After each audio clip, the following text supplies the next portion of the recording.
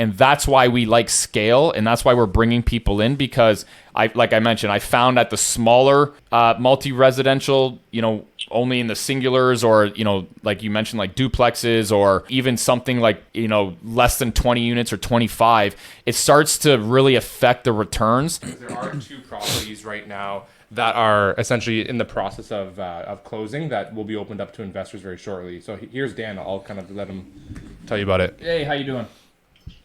Hey, Dan. Hey, good. Who am I speaking to? This is Mina. Mina. So we actually have a couple properties in the works right now.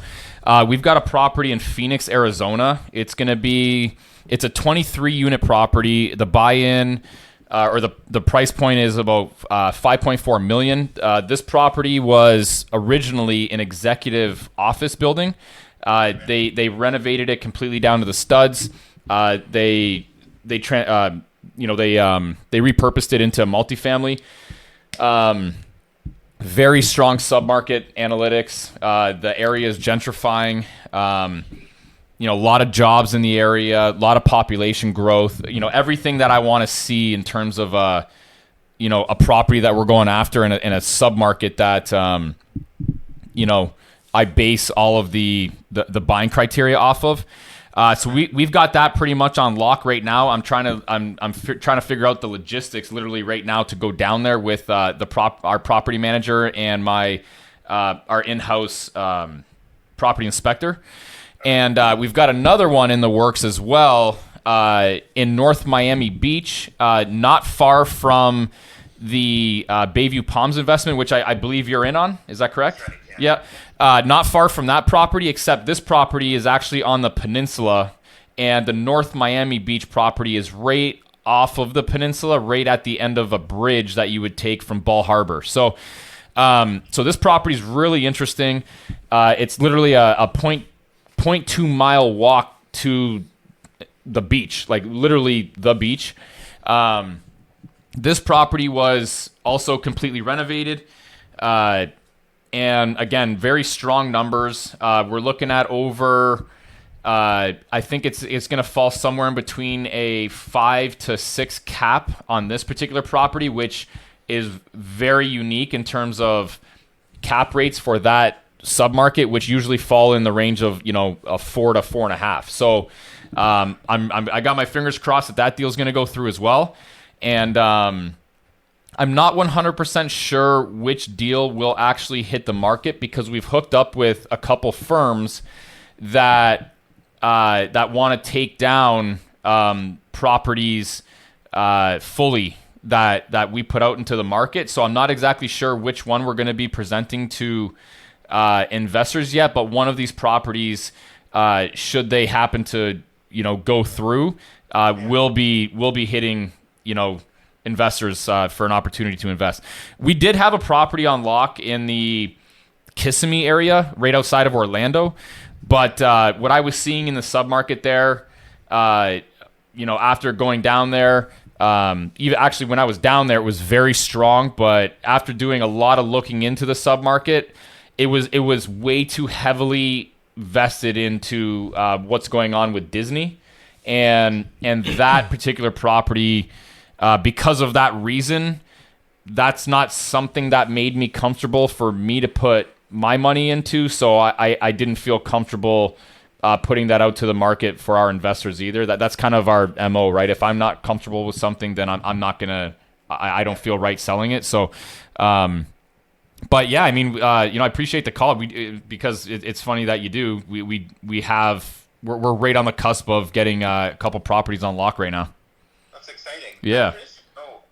With interest rates on the rise, even in the States, like, are you finding that the numbers are still working well in terms of cash flow and returns? Because, like, even just the Canadian, I'm running numbers on the Canadian side, and nothing makes sense. The mortgage payments just eat up all the cash. That's the reason why we're in the States, literally. Yeah. Yeah. And are you getting good interest rates in the States? Right now, on the Phoenix property, I got some high level, verbal quotes back. We're looking at about a 5.5% rate. Oh wow! And that's commercial. that would be considerably, I believe at this point, probably higher in Canada for commercial. You might be looking at maybe like a 1% higher rate in Canada. In terms of residential, I haven't quoted residential in some time. I bought my last residential property in the Windsor area probably, I don't know, 2-3 months ago, and I think I was right around in that area. I think right now I'm being quoted at like in between 5.5 and 6, depending on, you know, LTV and depending on which bank and the relationships I have with the banks. But the problem in Canada is the cap rates are, you know, the price of property is way too high to justify anything. That's the problem. There's no return, right? So what you're left with is, you know, you're left with, you know, an appreciation move, right? Talk to him about the like the interesting ways that banks actually structure their financing in the States versus Canada. Yeah. So one of the things that the U.S. banks are doing right now is they're allowing for different programs, different financing programs where, you know, the banks know that rates are going to come down, especially around the 2024 election. And that's what their targets are, or that's what they're, you know, banking on, for lack of a better term. But they understand that the rates won't be this high for a long extended periods of time. So what they're introducing into their financing structures are the options for rate buyouts.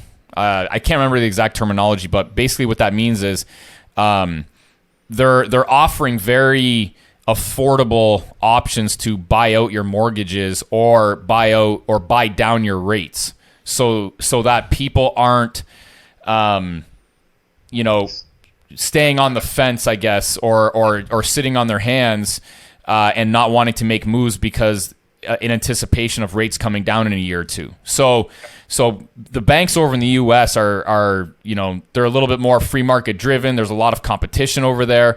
So because the U.S. understands that and the banking system understands that, you not only have, you know, much more competition, you have, you know, much more creative financing strategies to get people to want to still, you know, loan and buy and you know, banks want to lend out their money. The banks still need to make money, and you know, again, with competition, it just drives down the price of everything. And you know, with the last Fed rate hike over in the U.S., the rates ended up actually, as a whole, pretty much in most of the market, especially in the banking market, they actually ended up coming down.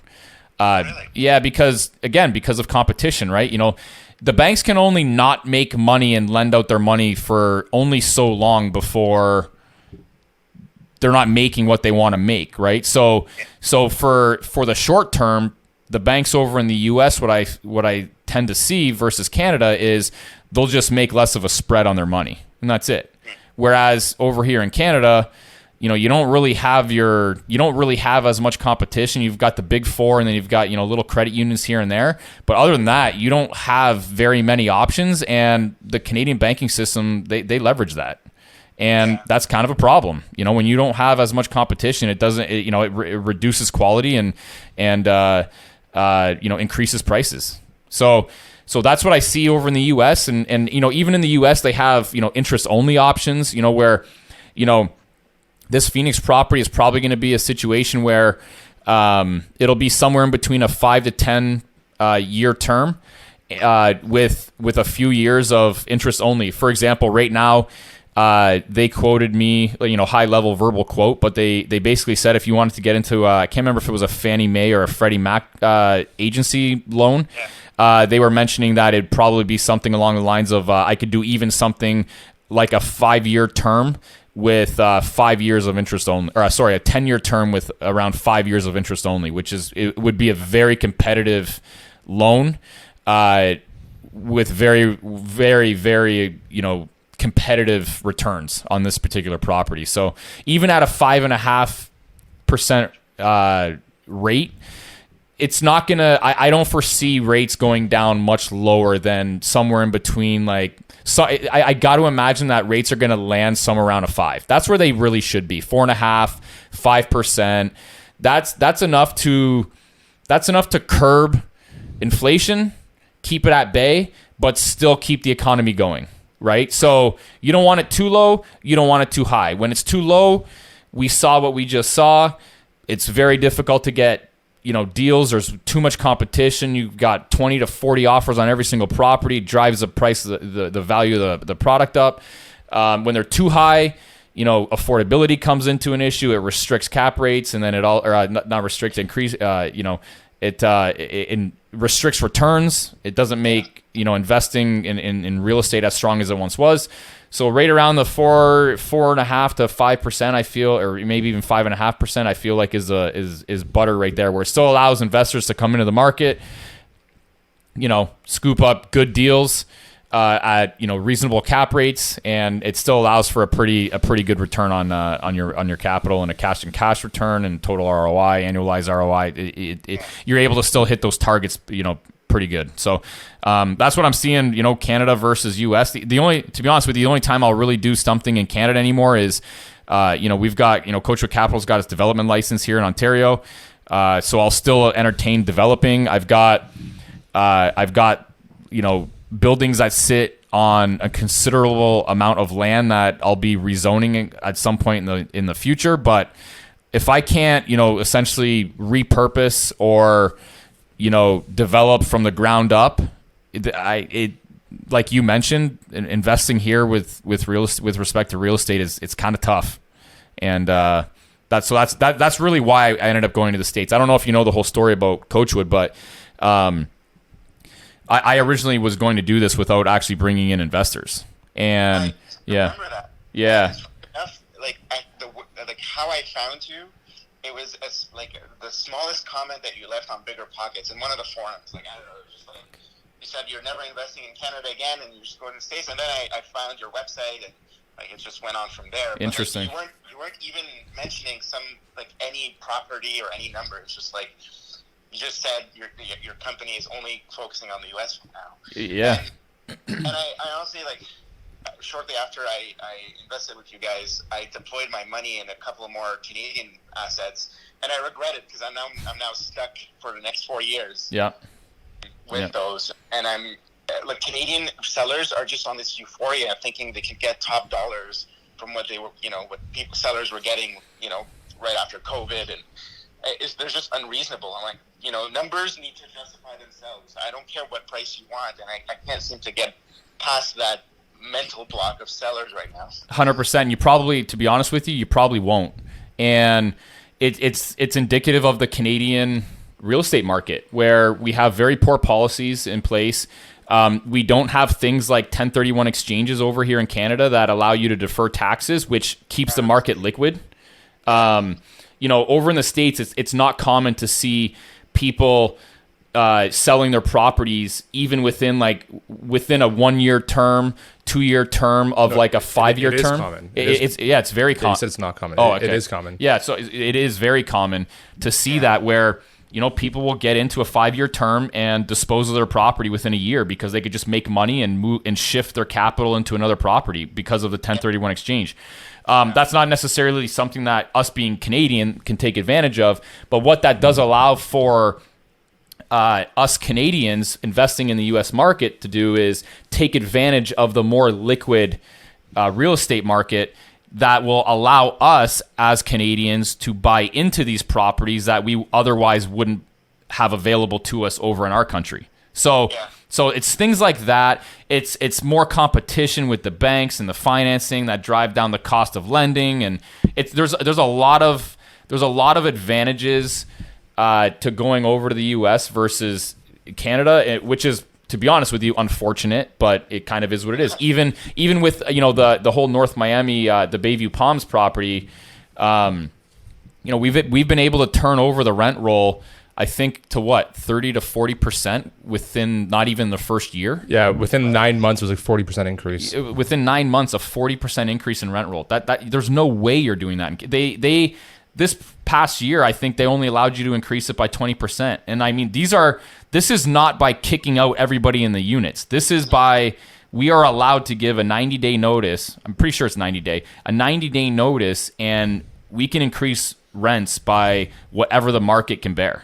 So that's a unique position to be in versus the Canadian government telling you, hey, you can only do it by 2%. You know how long it'll take to turn that rent roll over to market? It's insane. I mean, the rising cost doesn't even cover anything. No. Close to 2%, No. So that's why I, you know, by virtue of me, you know, my whole timeline was, okay, you know, 15 years ago, I'm going to be investing in, I started investing in single family homes, right? The market was completely shit. You know, I was investing in condos as well. You know, I bought some condos for, you know, 20, 30, 40, 50 grand, right? And I was only getting, you know, maybe $500 to $700 in rent, but because the purchase price was so low, I was getting a good return. Once that stopped, then and value started to increase, I started to go into light rehab. Once light rehabs weren't returning the same, I started to go into heavier rehabs. Once heavy rehabs on residential wasn't returning the same, I got into industrial properties. Then once industrial properties started to explode, there was not a whole lot more for me to get into. I looked to the States, and that's where we are. So it was only a factor of me looking to where I can get the same returns that I've been used to for the last, you know, 12, 15 years.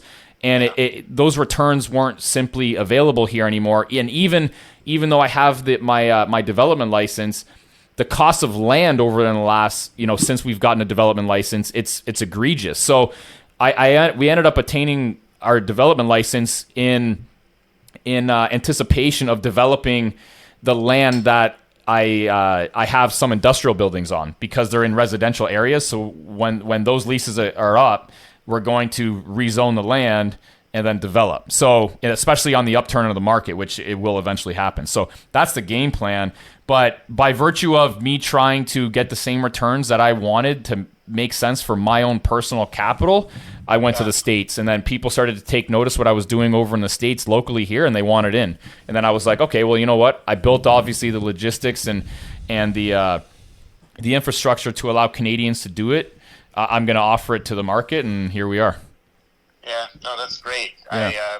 I told my business partner that I'm investing with you guys, and you know, I went on the website with her, and like I didn't see anything new recently, so I figured I'd call you guys. For sure, yeah, awesome. I appreciate the call. But yeah, you should be seeing something from us probably, I got to imagine, either late this week, probably not late this week, it's already Thursday, but probably next week at some point. Sounds good. Awesome, man. It's just a non-related question. I do have to go in 2 minutes for a work Yeah, no call, problem. but my business partner wants to buy like a duplex or something and rent it out by room through like this program called Pat Split. And I'm curious to know, and do you guys have an accountant I can use that is familiar with U.S. and Canadian taxation that we can structure this in a better way? In terms of Coachwood Capital or the duplex that you're referring to? The duplex. The duplex. Is the duplex in the U.S.? Yeah. Yeah, I mean, I could put you in contact with. Do you have Clark's email? I do. Okay, so send Clark an email with, like, I'm not exactly familiar with what you're referring to in terms of the that acronym that you mentioned, but what I could do is I can put it out there to my accountant, and I might be able to put you in the right direction with. So the accounts that I use over in the U.S. to do all of our returns and stuff like that is called Plant Moran. They're in Michigan. You might want to look them up. I don't know if this is more heavy on the Canadian side of things or heavy on the American side of things. One of the things that I will say, the reason why we're buying at scale with Coachwood Capital is because of economies of scale. Yeah. And that comes into play when you're with respect to accounting, legal, management, stuff like that. So what I found when I was originally doing this and I wanted to do it, myself, obviously I have a limited amount of, free capital to use. When entertaining these things in the US at a smaller scale, it really restricts returns because of economies of scale, because it is somewhat more expensive to manage, and also to, as you can imagine, it's more intricate for a Canadian to invest in the US. So when you start having, when you start putting that into play, it starts affecting the deal essentially. And that's why we like scale, and that's why we're bringing people in, because like I mentioned, I found at the smaller multi-residential, only in the singulars, or, like you mentioned, like duplexes, or, even something like, less than 20 units or 25, it starts to really affect the returns, which is why we require scale. So, keep that in mind when you're looking for something that might be a little bit smaller, because, you got to also figure too, with smaller units comes higher, even management rates. The accounting maintenance is higher. The legal maintenance is higher. The vacancies, because it's not in your backyard, you might run into, vacancy issues, not being on site all the time. So it's a really good idea to get third-party management so that they, are keeping the property full for you. But when you're not there comes into, there's a lot of things at play where, that I've seen people get hurt with. So you want to really try to mitigate the economies of scale factor when investing outside of your own backyard, so that you can leverage third parties but still make the investment lucrative and profitable. Oh, absolutely. And I agree. I think like buying a duplex with like a long-term tenant isn't even feasible anymore. Yeah. I think she was talking about this program that it's a new company. It's almost like Airbnb, but they rent out to like single individuals, and you can rent by week, and it's usually for lower income people, and they take care of the whole like they do the background check on these individuals, and like they place them. Like we wouldn't even have to find tenants at this point. Yeah. So we're able to rent, like turn like let's say a single family of like a 3-bedroom into like a 6-bedroom by like converting the living room and some other spaces, and it just increases the income. Now I agree, it's small scale.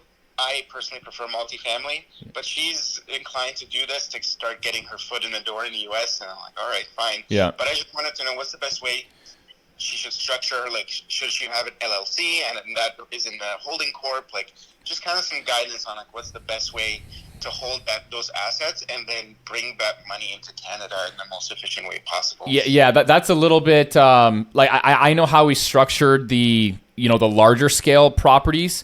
I don't know that it would follow the same structure, to be quite honest. So that I don't want to guide you in the wrong way on structuring something like that. It may or may not be the same type of structure.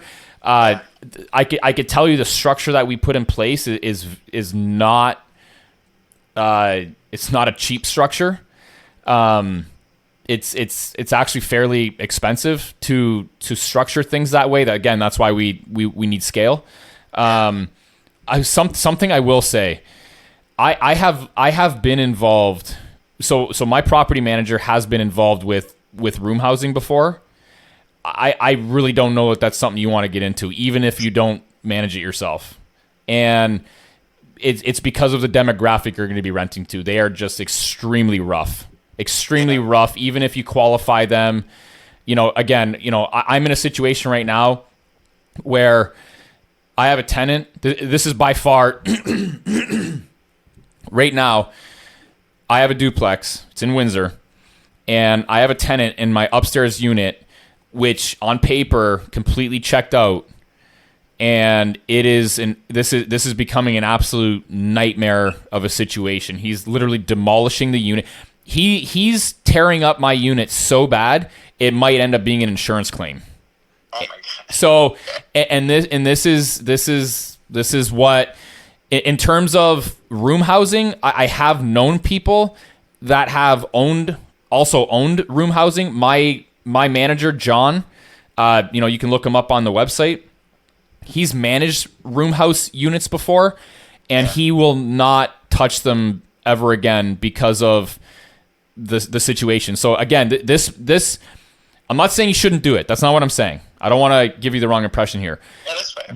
But you really want to consider whether or not there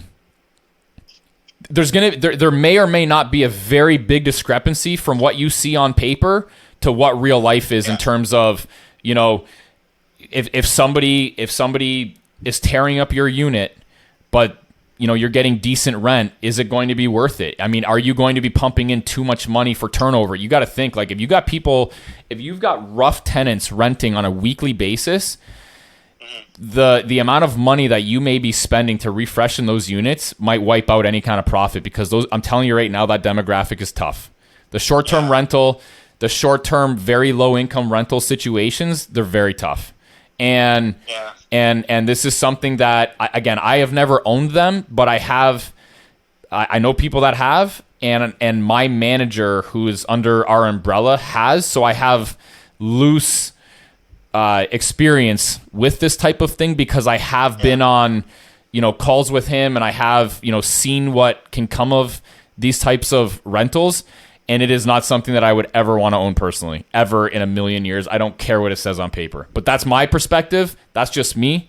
This isn't something to, take what I'm saying, with a grain of salt is all I'm saying. But it's only my opinion. No, I appreciate it. I think like she's due to, like, I'm gonna help her like do a bit more research, but I think, like, our best case is to probably fly down there and see one of those. Sure, yeah. And just see what the state is. Like, we're going to meet an owner that's been doing this for 7 of her units. Yeah. And she's filling it. Because, again, like, renting per room, you get that higher income. Yeah. But you're right. You have that higher maintenance. And yeah. I'm curious. This company called PadSplit, they're more hands-on in that they hold your hand throughout the whole process. Gotcha.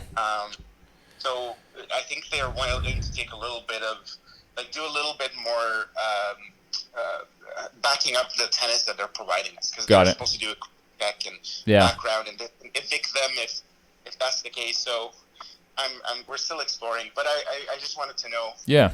Of course. Is it worth structuring that in a corp, in an LLC or some pass-through corp or something like that? Yeah, so you'll more than likely, I don't know I don't know the exact structure, but what will happen is you'll more than likely have to start a Canadian corp. Then the Canadian corp will own a US corp, and that US corp will own the US asset. So the issue becomes, are you filing the right stuff for each company? You have to file stuff for each company. There's accounting maintenance for each company. There's legal maintenance for each company. So it really depends on, what is that asset turning over? What's the expenses of that asset in terms of even management, turnover expenses, things like that. And then what's the legal and accounting maintenance costs on something like that, if in the event it could be justified and you still produce a healthy return from that asset. Yeah, that's fair. Yeah. Do you have an accountant you can recommend? Yeah, I mean, I can put you, like I mentioned, for the U.S. stuff, we use Plant Moran, which is in Michigan.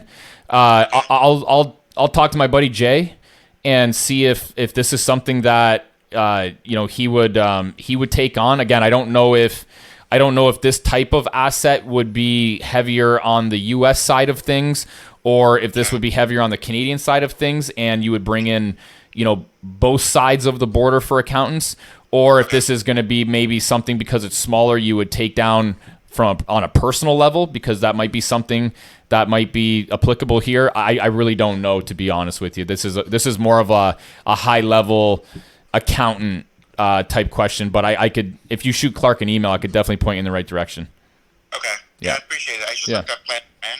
Yeah. But if there's someone I can reach out to, just for at least initial questions, and we can make an informed decision, at least a smart decision. For sure, yeah. And Plant Moran has relationships with accountants locally in Canada as well. They're a pretty decent firm over in Michigan. So they deal a lot with cross-border type stuff. So that's why I also use them. So that might be able to help. If at all, they'll for sure be able to point you in the right direction or help you out for sure on this type of thing. Okay. Just again,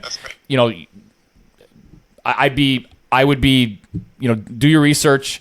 Don't take exactly what they say at heart. A lot of times what will happen is with these service providers that you don't have great relationships with, they'll take you to town with fees. So you want to be really careful with and Plant Moran is not expensive, but again, you really want to, they're not cheap, but the difference from a cheap accountant to a good accountant that's not cheap, it can make or break your investment when it comes time to, bring over the capital gains back into Canada. Because if you don't do it right, you might be getting taxed 80% on those gains. So you got to be really careful what happens with respect to accounting and legal, and make sure that all that stuff's set up correctly. Okay. Yeah. Yeah.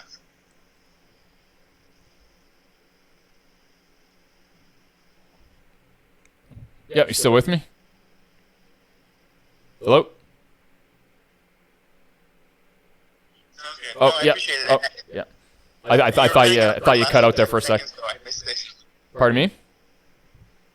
You were just cutting out for the last 10 seconds. I missed that, but I think I got the gist of it. Okay. It could be costly to not set up properly and having a relatively cheaper accountant. But I know I'm very cautious in terms of how I operate, and I don't want to make rash decisions. Exactly. To move quickly. So For sure. Yeah. Okay. Absolutely. I really appreciate it, Dan. Awesome. Thanks so much for having you and Clark. Absolutely. I appreciate it. Appreciate the call. Talk soon. Thanks, buddy. Bye.